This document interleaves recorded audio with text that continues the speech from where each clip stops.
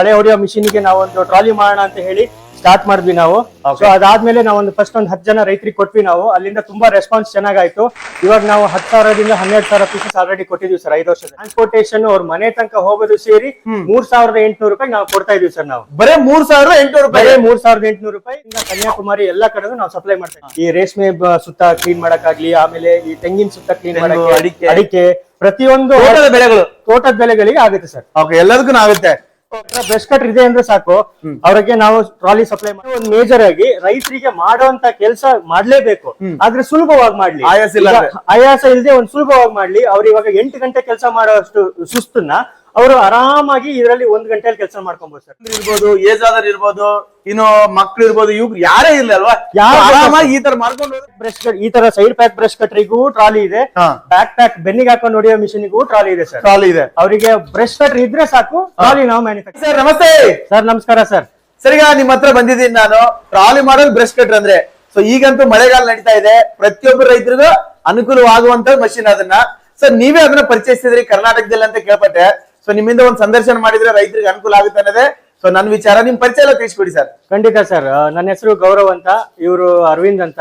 ಇವ್ರು ಎಷ್ಟು ಜನನು ನಮ್ದು ಸ್ಟಾಫ್ಸ್, ನಮ್ ಎಂಪ್ಲಾಯ್ ನಮ್ ಜೊತೆಗೆ ಇರ್ತಾರೆ. ಸೊ ನಮ್ದು ಚಿಕ್ಕಮಗಳೂರು ಜಿಲ್ಲೆ ಕೊಪ್ಪ ತಾಲೂಕಲ್ಲಿ ನಾವು ಸಣ್ಣ ಗ್ರಾಮದಲ್ಲಿ ನಿಂತ್ಕೊಂಡು ಇಡೀ ದೇಶಕ್ಕೆ ನಾವು ಈ ಟ್ರಾಲಿನ ಮ್ಯಾನುಫ್ಯಾಕ್ಚರ್ ಮಾಡಿ ಕಂಡಿಡಿದು ಇಡೀ ದೇಶ ತುಂಬಾ ಸಪ್ಲೈ ಕೊಡ್ತಾ ಇದೀವಿ ಸರ್ ನಾವು. ಓಕೆ, ಯಾವ ತರ ಬಂದ್ ಸರ್ ಐಡಿಯಾ ಇದನ್ನ? ಸರ್ ನಾವು ಮುಂಚೆ ಕರೋನಾದಲ್ಲಿ ನಾವು ಬೆಂಗಳೂರಲ್ಲಿ ಕೆಲಸ ಮಾಡ್ತಾ ಇದ್ವಿ. ಸೊ ಅದಾದ್ಮೇಲೆ ಅನಿವಾರ್ಯಕ್ಕೆ ನಾವು ಊರಿಗೆ ಬರ್ಲೇಬೇಕಾಯ್ತು, ನಮಗೆ ವರ್ಕ್ ಫ್ರಮ್ ಹೋಮ್ ಸಿಗ್ಲಿಲ್ಲ. ಸೊ ಹಂಗಾಗಿ ನಾವು ಒಂದು ಸಣ್ಣದಾಗಿ ಕಳೆ ಹೊಡೆಯೋ ಮಿಷಿನ್ ಗೆ ನಾವು ಒಂದು ಟ್ರಾಲಿ ಮಾಡೋಣ ಅಂತ ಹೇಳಿ ಸ್ಟಾರ್ಟ್ ಮಾಡಿದ್ವಿ ನಾವು. ಸೊ ಅದಾದ್ಮೇಲೆ ನಾವೊಂದು ಫಸ್ಟ್ ಒಂದು 10 ಜನ ರೈತರಿಗೆ ಕೊಟ್ವಿ ನಾವು. ಅಲ್ಲಿಂದ ತುಂಬಾ ರೆಸ್ಪಾನ್ಸ್ ಚೆನ್ನಾಗಾಯ್ತು. ಇವಾಗ ನಾವು 10,000ದಿಂದ 12,000 ಪೀಸಸ್ ಆಲ್ರೆಡಿ ಕೊಟ್ಟಿದ್ವಿ ಸರ್ 5 ವರ್ಷದಲ್ಲಿ. ಇಡೀ ಭಾರತದಾದ್ಯಂತ ಕಾಶ್ಮೀರಿಂದ ಕನ್ಯಾಕುಮಾರಿ ಎಲ್ಲಾ ಕಡೆಗೂ ನಾವು ಸಪ್ಲೈ ಮಾಡ್ತಾ ಇದೀವಿ. ಸರಿಗ ನಿಮ್ಮ ಪರಿಚಯ ಎಲ್ಲ ತಿಳಿಸ್ಕೊಟ್ರಿ ನೀವು, ಅಂದ್ರೆ ನಿಮ್ಮ ಸ್ನೇಹಿತರು ಸೇರಿ ಇದನ್ನ ಪರಿಚಯ ಮಾಡಿದ್ರ ಅಂತ ಹೇಳಿ. ಸೊ ಇದನ್ನ ಕರ್ನಾಟಕ ಅಷ್ಟೇ ಅಲ್ಲ, ಇಡೀ ಇಂಡಿಯಾದಲ್ಲೇ ಕೊಟ್ಟಿನ ಅಂತ ಹೇಳಿದ್ರಿ. ಸೊ ಇದನ್ನ ಯಾವ ತರ ಸರ್ ರೈತರಿಗೆ ಇದನ್ನ ಯಾವ ತರ ಅನುಕೂಲ ಆಗುತ್ತೆ ಸರ್ ಇದನ್ನ? ಖಂಡಿತ ಸರ್, ನೀವು ಒಳ್ಳೆ ಕ್ವಶನ್ ಕೇಳಿದ್ರಿ. ಇದೇನು ಅಂದ್ರೆ ಇದು ಬರೀ ನಾವು ಟ್ರಾಲಿ ಮ್ಯಾನುಫ್ಯಾಕ್ಚರಿಂಗ್ ಮಾಡ್ತಾ ಇದೀವಿ. ಸೊ ಏನಕ್ಕೆ ಟ್ರಾಲಿ ಮ್ಯಾನುಫ್ಯಾಕ್ಚರಿಂಗ್ ಮಾಡ್ತಾ ಇದೀವಿ ಅಂತಂದ್ರೆ ಎಲ್ಲ ಹೆಗ್ಲಿಗೆ ಹಾಕೊಂಡು ಕೆಲಸ ಮಾಡಕ್ಕೆ ಭಾರ ಆಗುತ್ತೆ, ಪ್ಲಸ್ ಲೇಬರಿಗೆ ವೇಟ್ ಮಾಡ್ಬೇಕಾಗತ್ತೆ, ಹೆಣ್ಣು ಮಕ್ಳಿಗೆ ಕೆಲಸ ಮಾಡಕ್ ಆಗ್ತಾ ಇರ್ಲಿಲ್ಲ, ಮಹಿಳೆಯರಿಗೆ ಕೆಲಸ ಮಾಡಕ್ ಆಗ್ತಾ ಇರ್ಲಿಲ್ಲ.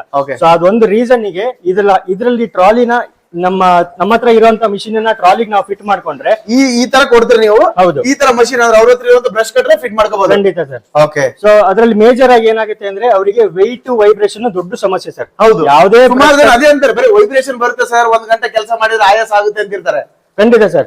ಏನಾಗುತ್ತೆ ಅಂದ್ರೆ ಮೇಜರ್ ಆಗಿ ಕೆಲಸ ಗೊತ್ತಿರೋರು, ಎಕ್ಸ್ಪೀರಿಯನ್ಸ್ ಇರೋರು 6ರಿಂದ 8 ಗಂಟೆ ತನಕ ಕೆಲಸ ಮಾಡೋ ಶಕ್ತಿ ಇರುತ್ತೆ. ಬಟ್ ಎಕ್ಸ್ಪೀರಿಯನ್ಸ್ ಇರಲ್ಲ, ಬೆಂಗಳೂರಲ್ಲಿ ಇರ್ತಾರೆ, ವಾರದಲ್ಲಿ ಒಂದ್ಸತಿ ತೋಟಕ್ಕೆ ಬರ್ತಾರೆ, ಅವರಿಗೂ ಕಳೆ ಬರುತ್ತೆ, ದಿನ ಕೆಲಸ ಮಾಡೋರಿಗೂ ಕಳೆ ಬಂದೇ ಬರುತ್ತೆ. ಸೊ ಆದ್ರಿಂದ ಏನಾಗುತ್ತೆ ಅಂದ್ರೆ ಅಂತವರಿಗೆ ಅಥವಾ ಯಾರಿಗೆ ಆಗಲ್ಲ, ಒಂದು 60 ವರ್ಷ ಆಗಿದೆ, 50 ವರ್ಷ ಆಗಿದೆ, ಕೆಲಸ ಮಾಡೋ ಆಸಕ್ತಿ ಇದೆ, ಬಟ್ ಅವರಿಗೆ ಕೆಲಸ ಮಾಡಕ್ ಸೂಕ್ತವಾದಂತ ಒಂದು ಟ್ರಾಲಿ ಇರ್ಲಿಲ್ಲ. ಹೌದು. ಸೊ ಅದೊಂದೇ ಮೇಜರ್ ರೀಸನ್ ಗೆ ನಾವ್ ಈ ಟ್ರಾಲಿ ಮಾಡಿ ಸೊ ವೆಯ್ಟ್, ವೈಬ್ರೇಷನ್ ಮತ್ತೆ ಯಾರಿಗೆ ಬೇಕಾದ್ರೂ ಕೆಲಸ ಮಾಡೋಷ್ಟು ಆರಾಮಾಗಿ ಇದನ್ನ ನಾವು ಮಾಡಿದೀವಿ ಸರ್. ಈಗ ಅಮ್ಮಂದ್ರ ಇರ್ಬೋದು, ಏಜ್ ಆದರ್ ಇರ್ಬೋದು, ಇನ್ನು ಮಕ್ಳು ಇರ್ಬೋದು, ಇವ್ರು ಯಾರೇ ಇಲ್ಲ ಅಲ್ವಾ, ಆರಾಮಾಗಿ ಈ ತರ ಮಾಡ್ಕೊಂಡು ಹೋದ್ರೆ ಮುಗಿದೈತಲ್ವಾ, ಕಳೆ ಕತ್ತರಿಸಬಹುದು, ಕೆಲಸ ಮಾಡ್ಕೋಬಹುದು. ಸರ್ ಇದನ್ನ ಎಲ್ಲೆಲ್ಲಿ ಯೂಸ್ ಮಾಡ್ಕೋಬಹುದು ಇದನ್ನ? ಮೇಜರ್ ಆಗಿ ಏನಾಗುತ್ತೆ ಅಂದ್ರೆ ಸರ್, ಇದು ನಮ್ಗೆ ಇವಾಗ ಹಾರ್ಟಿಕಲ್ಚರ್ ಕ್ರಾಪ್ ಬರುತ್ತಲ್ವಾ, ಈ ರೇಷ್ಮೆ ಸುತ್ತ ಕ್ಲೀನ್ ಮಾಡಕ್ಕಾಗ್ಲಿ, ಆಮೇಲೆ ಈ ತೆಂಗಿನ ಸುತ್ತ ಕ್ಲೀನ್ ಮಾಡಕ್ಕೆ, ಅಡಿಕೆ, ಪ್ರತಿಯೊಂದು ತೋಟದ ಬೆಳೆಗಳಿಗೆ ಆಗುತ್ತೆ ಸರ್. ಓಕೆ, ಎಲ್ಲದಕ್ಕೂ ಆಗುತ್ತೆ. ಓಕೆ ಸರ್, ಈಗ ರೈತರ ಹತ್ರ ಈ ತರ ಬ್ರಷ್ ಕಟ್ರ್ ಇರುತ್ತೆ, ಸೊ ಈ ತರ ಮಾಡಲ್ ಇರುತ್ತೆ.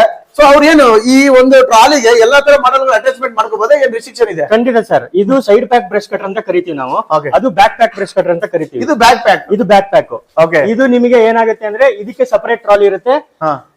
ಸೈಡ್ ಪ್ಯಾಕ್ ಬ್ರಷ್ ಕಟ್ರಿಗೆ ನಿಮ್ಗೆ ಸಪರೇಟ್ ಟ್ರಾಲಿ ಇರುತ್ತೆ ಸರ್. ಓಕೆ, ಬೇರೆ ಟ್ರಾಲಿ ಬೇರೆ ಬೇರೆ ಇದೆ? ಟ್ರಾಲಿ ಬೇರೆ ಅಷ್ಟೇ. ನಿಮ್ಮ ಹತ್ರ ಯಾವ್ದೇ ತರದ್ದು ಸೈಡ್ ಪ್ಯಾಕ್, ಬ್ಯಾಕ್ ಪ್ಯಾಕ್, ಯಾವ್ದೇ ತರದ್ದು ಬ್ರಷ್ ಕಟರ್ ಇದ್ರು ನಾವು ಇವಾಗ ಟ್ರಾಲಿ ಮ್ಯಾನುಫ್ಯಾಕ್ಚರಿಂಗ್ ಮಾಡ್ತೀವಿ. ಟ್ರಾಲಿ ಇದೆ ಅಲ್ವಾ, ಸೊ ಸುಮಾರು ವೆರೈಟೀಸ್ ಎಲ್ಲ ಮಷಿನ್ಸ್ ಇರುತ್ತೆ, ಬ್ಯಾಕ್ ಪ್ಯಾಕ್, ಆ ಪ್ಯಾಕ್ ಅಂತ ಹೇಳಿ. So single handle, double handle ಅಂತ ಹೇಳಿ ಯಾವ್ಯಾವಕ್ಕೆಲ್ಲ ಸೂಟೇಬಲ್ ಆಗುತ್ತೆ ಸರ್? ಸರ್ ರೈತರ ಹತ್ರ ಬ್ರಷ್ ಕಟರ್ ಮಿಷಿನ್ ಇದ್ರೆ ಸಾಕು ಸರ್. ಅದು ಬ್ಯಾಕ್ ಪ್ಯಾಕ್ ಆಗ್ಲಿ, ಸೈಡ್ ಪ್ಯಾಕ್ ಆಗ್ಲಿ, ಡಬಲ್ ಹ್ಯಾಂಡ್ಲ್ ಮಿಷಿನ್ ಆಗ್ಲಿ, ಸಿಂಗಲ್ ಹ್ಯಾಂಡ್ಲ್ ಮಿಷಿನ್ ಆಗ್ಲಿ, ಯಾವುದೇ ಬ್ರ್ಯಾಂಡ್ ಇಂದು ಸೈಡ್ ಪ್ಯಾಕ್, ಬ್ಯಾಕ್ ಪ್ಯಾಕ್, ಒಟ್ಟು ಬ್ರಷ್ ಕಟರ್ ಇದ್ರೆ ಸಾಕು ಸರ್. ನಮ್ಮ ಹತ್ರ ಸೈಡ್ ಪ್ಯಾಕ್ ಬ್ರಷ್, ಈ ತರ ಸೈಡ್ ಪ್ಯಾಕ್ ಬ್ರಷ್ ಕಟ್ರಿಗೂ ಟ್ರಾಲಿ ಇದೆ, ಬ್ಯಾಕ್ ಪ್ಯಾಕ್ ಬೆನ್ನಿಗೆ ಹಾಕೊಂಡು ಹೊಡೆಯೋ ಮಿಷಿನ್ಗೂ ಟ್ರಾಲಿ ಇದೆ ಸರ್. ಟ್ರಾಲಿ ಇದೆ. ಅವರಿಗೆ ಬ್ರಷ್ ಕಟರ್ ಇದ್ರೆ ಸಾಕು, ಟ್ರಾಲಿ ನಾವು ಮ್ಯಾನುಫ್ಯಾಕ್ಚರ್ ಮಾಡ್ತಾ ಇದ್ದೀವಿ ಸರ್. ನಮ್ಗೆ ಇದೆ ಬ್ರಷ್ ಕಟರ್ ಅಂದ್ರೆ ಸಾಕು ಅವ್ರಿಗೆ. ಅವ್ರ ಹತ್ರ ಬ್ರಷ್ ಕಟರ್ ಇದೆ ಅಂದ್ರೆ ಸಾಕು, ಅವ್ರಿಗೆ ನಾವು ಟ್ರಾಲಿ ಸಪ್ಲೈ ಮಾಡ್ತೀವಿ. ಇನ್ನೊಂದು ಮೇಜರ್ ಏನಾಗುತ್ತೆ ಗೊತ್ತಾ ಸರ್, ಇದು ಈಗ ನಾವು ಇದನ್ನ ಸೈಡ್ ಪ್ಯಾಕ್ ಬ್ರಷ್ ಕಟರ್ ನ ಒಂದ್ ಸೈಡ್ ಶೋಲ್ಡರ್ ಹಾಕೊಂತೀವಿ.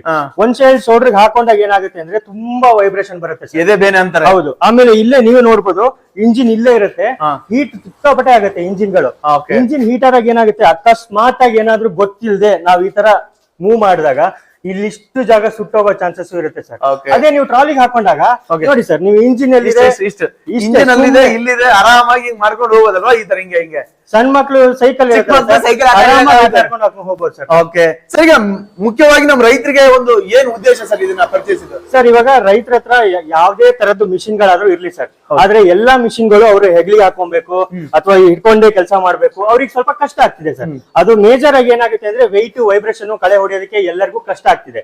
ಸೊ ಅದೇ ಒಂದ್ ಮೇಜರ್ ಆಗಿ ರೈತರಿಗೆ ಮಾಡುವಂತ ಕೆಲಸ ಮಾಡ್ಲೇಬೇಕು, ಆದ್ರೆ ಸುಲಭವಾಗಿ ಮಾಡ್ಲಿ, ಆಯಾಸ ಇಲ್ಲದೆ ಒಂದ್ ಸುಲಭವಾಗಿ ಮಾಡ್ಲಿ. ಅವ್ರು ಇವಾಗ 8 ಗಂಟೆ ಕೆಲಸ ಮಾಡೋಷ್ಟು ಸುಸ್ತನ್ನ ಅವರು ಆರಾಮಾಗಿ ಇದರಲ್ಲಿ 1 ಗಂಟೆಯಲ್ಲಿ ಕೆಲಸ ಮಾಡ್ಕೊಬಹುದು ಸರ್ ನಿಮ್ಗೆ.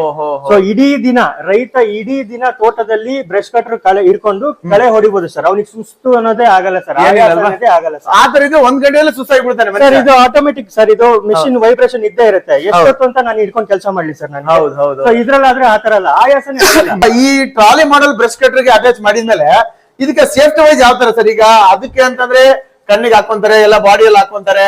ಸೊ ಇದಕ್ಕೆ ಯಾವ ತರ, ಇದಕ್ಕೆ ಸೇಫ್ಟಿ ವೈಸ್ ಇರುತ್ತಾ ಅಥವಾ ಯಾವ ತರ?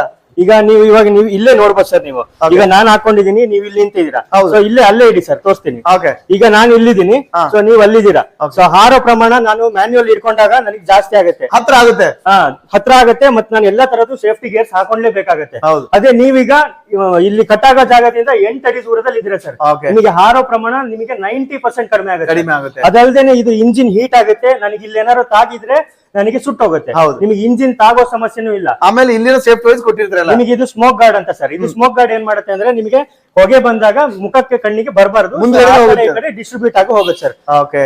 ಸೊ ಇನ್ನೊಂದು ಮೇಜರ್ ಏನ್ ಗೊತ್ತಾ ಸರ್, ಈಗ ಸಪೋಸ್ ಇವಾಗ ಕೆಲಸ ಮಾಡ್ತಾ ಇರ್ತಾರೆ ಸರ್, ಈಗ ಅಲ್ಲಿ ನನಗೆ ಟ್ಯಾಪ್ ಅಂಡ್ ಗೋ ಅಲ್ಲಿ ನನಗೇನೋ ಕಸ ಸಿಕ್ಕಾಕೊಂತು ಅಥವಾ ನನಗೆ ರೋಪ್ ಕಟ್ಟಾಯ್ತು, ನಾನು ಇದನ್ನ ತೆಗೆದು ಕೆಳಗಿಟ್ಕೊಂಡು ಕೆಲಸ ಮಾಡ್ಬೇಕು.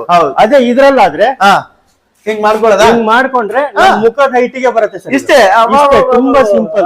ಏನಿತ್ತು ಅಂದ್ರೆ ಕಟ್ ಆದ್ರೆ ಹಾಕೋಬಹುದು, ಆರಾಮಾಗಿ ಕೆಲಸ ಮಾಡ್ಕೊಂಡು. ತುಂಬಾ ಈಸಿ ಕೊಟ್ಬಿಟ್ಟಿದ್ರೆ 100% ಈಸಿ ಸರ್, 100% ಈಸಿ. ಇದನ್ನ ಮ್ಯಾನುಫ್ಯಾಕ್ಚರ್ ಮಾಡ್ತಾ ಇದೀರಲ್ವಾ ನೀವು ಓನ್ ಆಗಿ?